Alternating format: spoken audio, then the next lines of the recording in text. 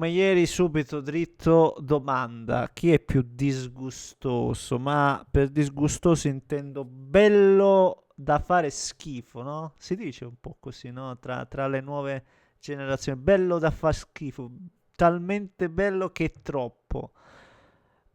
Il Barcellona o il Bayern? Lasciamo stare chi è più squadra, chi è più armonioso, perché secondo me forse per quello che stiamo vedendo il Bayern si fa anche preferire facilmente, ma per la capacità di fare gol io vado in crisi, e oggi, anche oggi abbiamo visto un livello, ragazzi miei, da fa spavento, da fare schifo, talmente disgustoso se paragonato, se lo paragoniamo a quello a cui siamo abituati guardandoci le partite la domenica. È una roba, mamma mia, che davvero pone mille riflessioni, ma non scadiamo nel solito discorso, ecco, e anzi valutiamo quello che abbiamo visto stasera.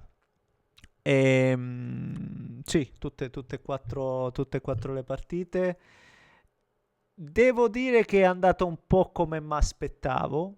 Non ci sono state assolutamente sorprese per quanto mi riguarda. Andiamo con la nostra? Andiamo con la nostra. Prima, come al solito, se volete, vi invito a spolliciare per soddisfare l'amico algoritmo. Iscrivetevi per seguire i prossimi contenuti. E domani finalmente potremo vedere due italiane. Ne rimarrà una soltanto, o meglio, scusate, perché poi c'è anche la conference. E quindi auguriamoci di averne due su tre. Ecco. Certamente. Din don, attivate la campanella, trovate tutti i profili in descrizione. Grazie per il supporto. Tra l'altro, sto mancando su TikTok. Ultimamente non sto facendo live, ma torniamo subito. Torniamo stesso domani, credo. Quindi passate anche su TikTok. Quindi mi raccomando, grazie per il supporto, davvero. Allora, il Bayern l'avevamo detto, cioè non è che l'hai detto, non l'hai detto, cioè il Bayern è una squadra in questo momento che comunque la vai ad affrontare, ti fa male, ti fa male. Oggi, per esempio, senza Olise, senza Gnabry, che era in panchina, mi pare, senza Musiala. La lista è lunga, ma questi non abbassano minimamente quello che è il loro livello di qualità rispetto all'andata. Però abbiamo visto Ken, che giocatore che per me Ken è veramente tra le eccellenze massime. Io sento di anche sto ragazzo, no, ma dove va lui? Le squadre non vincono. Ma come? Cioè, ma sento di delle robe alcune volte che è una roba, no?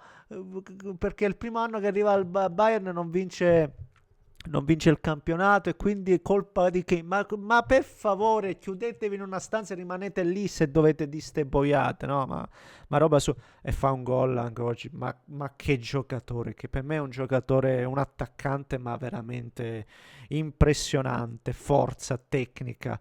Mamma mia, alziamo le mani. Come stavo dicendo, comunque la vai ad affrontare, ti va per forza di cose male. Alla lunga devi soccombere. Però oggi, perlomeno, è vero che magari non c'erano le stesse motivazioni dell'andata. È vero che non c'erano tanti degli stessi giocatori. Sì, tutto quello che mi pare. Però ho visto un Atalanta oggi col suo modulo, quindi no, più coperta in campo e quindi non all'arrembaggio. Poi, attenzione, è tornato Ederson e per me Ederson è un giocatore che sposta, che quindi ti dà più equilibrio. E quindi oggi è finita 4-1 e più o meno questo è il risultato, no? Certo, il Bayern poteva fare più gol, quindi poteva finire 5, 6, tutto quello che pare, però rispetto all'andata che è finita 6-1 e poteva finire 12-1 rispetto all'andata. Quindi oggi quantomeno ho visto, ribadisco, una squadra che perde perché perdi con il Bayern, ma ci sta. Poi, attenzione, lunge da me dall'andare contro Palladino, assolutamente. Sta facendo un ottimo lavoro e sono sicuro che farà un ottimo finale di stagione anche l'Atalanta, adesso che sta recuperando praticamente tutti i giocatori. È vero che il campionato non le permette, secondo me, di andarsi a riconquistare il posto Champions, però secondo me lotterà per l'Europa, c'è la semifinale di Coppa Italia, per cui secondo me occhio all'Atalanta in questo finale di stagione, perché poi recupero di Scalvini, stiamo vedendo Scalvini oggi secondo me molto, molto bene, hanno dato quel rigore iniziale che io quando vedo questi rigori mi lacrimano gli occhi proprio, perché è proprio contro quello che è il calcio, diciamo sempre stesse robe. E come vedete non è che Italia, Europa, no, ma in Italia è tutto sempre abbastanza random, anzi in Italia, vabbè, lasciamo stare, dai, non voglio sprecare tempo stasera con arbitraggio, non è proprio il momento. E, però era stato anche bravo Sportiello a prenderla. Sì, aveva fatto il passo in avanti, quindi giusto ribatterla e poi può sbagliare una mezza volta che non aveva tirato magari in maniera perfetta, ma il secondo proprio laciale. E poi gioco forza, ripeto, il Bayern è uscito fuori, però ragazzi, questa è una corazzata incredibile, un Bayern veramente, veramente, veramente forte per quanto mi riguarda. Non è l'unica squadra forte, assolutamente no. Per me il Barcellona, quindi adesso vado indietro alle 18:45, andiamo un po' salticchiando. Barcellona per me è un'altra squadra che, attenzione perché tu dici arriveremo in fondo, siamo già ai quarti, cioè, quando sei ai quarti adesso c'è poco da scherzare, affronteranno l'Atletico e poi ci andremo sull'Atletico e abbiamo visto che in Coppa del Re, no, ha vinto l'Atletico, però io vedo nettamente avanti il Barcellona, ragazzi, comunque ne fa 7 al Newcastle oggi. È vero, si dice che prende tanti gol e le ho visti anche i gol che prende oggi, no? Bastano un paio di verticalizzazioni o comunque spesso e volentieri la difesa un po' si addormenta come sul secondo gol preso.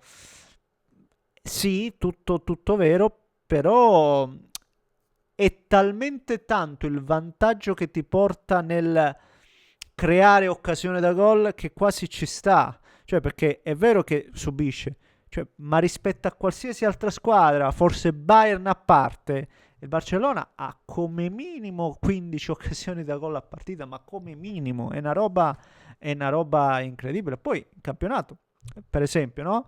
È vero che subisce, ma ha 4 gol in più subiti dal Real Madrid, che è la miglior difesa, per esempio. Quindi non è che subisce 20 gol in più rispetto ai competitors, no, qualcosina in più, ma è talmente tanto, ripeto, il vantaggio che riceva dal poi nell'offendere, no? Nel creare vantaggio nell'altra area di rigore, che questo secondo me bilancia il tutto. E poi giocatori anche qui clamorosi, Rafinha, il primo gol, come si gira benissimo, il fenomeno là, Yamal, eh, Lewandowski all'inizio non trovava il gol, poi l'ha trovato, ma a me piace anche il ragazzo là, Fermin Lopez, come si chiama? Fermin. Pedri non lo nominiamo, cioè una capacità veramente di segnare. È un'altra di quelle squadre che ti riparte sia in contropiede, sia a campo aperto, sia nello stretto, perché giocatori che saltano l'uomo, non sai come prenderla, no? Con le triangolazioni. È incredibile, ripeto, in questi giorni, tra ieri e oggi, sto vedendo delle rose che da un lato mi esaltano perché vedo veramente un livello clamoroso, dall'altro dico, ma io ste robe vorrei vederle ogni domenica e quello che vedo in Italia non è neanche vicino, non si proprio neanche avvicina, ma non si proprio neanche avvicina. E ripeto, ha preso a sberle una squadra comunque è una buona squadra, il Newcastle, eppure è stata fatta veramente a pezzetti, ragazzi, è stata fatta a pezzetti, a brandelli, come si suol dire. Ci godremo questo Barcellona-Atletico Madrid che secondo me è un po' appatito, un po' appatito il Tottenham, il suo stadio, forse, non lo so, però ti dico che se Tell sull'1-0, se Tell appoggia quella palla anziché tirare in porta perché era davanti e quindi non era fuori gioco. C'erano due giocatori liberissimi nell'area, doveva solo passarla ed era gol. Ed era gol, non mi sto inventando nulla. Poi 2-0 magari si complica. Poi anche, anche vero che il Tottenham non è una squadra che tu dici anche un vantaggio, qualcosa lascia, e quando tu hai un Julian Alvarez come quello che come quello che ho visto stasera, anche lui una qualità nel calciare la palla, una bravura, una tecnica, una pulizia, è una roba incredibile. Ha fatto partire un tiro nel primo tempo clamoroso, una potenza e precisione pazzesca. Il gol che fa, pazzesco, no? Ripeto, potenza e precisione. Ha un tiro, e quando dico il fondamentale del tiro, lui ce l'ha, ma una roba paurosa. E infatti poi l'Atletico in un modo o nell'altro sulle palle inattive fa un gol, Anchico per esempio lì dove passa davanti a tutti e sul primo palo non puoi prenderlo un gol del genere a questi livelli per esempio. Quindi il Tottenham magari anche sul 2-0 non ha, però anche qui parliamo di squadre comunque che hanno valori, no? Lo stesso Xabi Simons, ma ragazzi ha fatto vedere delle giocate pure lui, gol e giocate d'alta scuola. Ripeto, anche queste gare non ti annoi, non ti annoi. Io non mi sono per nulla annoiato, nonostante dovessi guardare un po' tutti in contemporanea. Però l'Atletico non mi sembra la squadra solida, no? Tu dici no, il Barcellona prende gol, ma l'Atletico, che abbiamo sempre riconosciuto una squadra ferrea, non mi sembra questa squadra invalicabile, no? Insormontabile. E quindi vedo un vantaggio del Barcellona, però quando sei ai quarti, due squadre spagnole che si conoscono, Simeone, che non è... vediamo, vediamo vediamo quello che succede. L'altra, e forse l'unica no, che sto dicendo, c'è l'Arsenal che affronterà lo Sporting, però da 5 rimangono Arsenal e Liverpool. E qui andiamo un po' all'altro avversario che ha eliminato un'italiana, dopo il Bodo che ieri ne prende 5, oggi ne prende 4 il Galatasaray.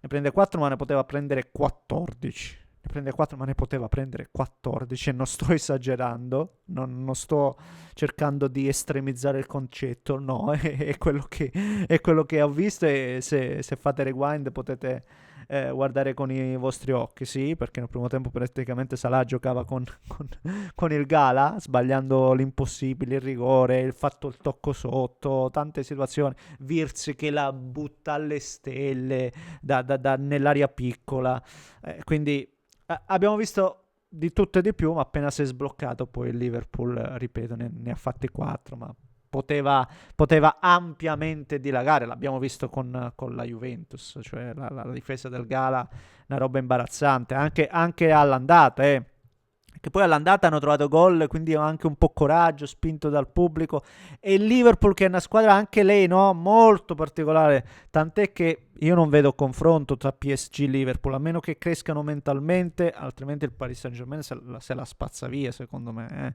Mi sento di questo, oggi sto proprio esagerando con pronostici che magari verranno ribaltate, ma io anche qui vedo un PSG nettamente favorito.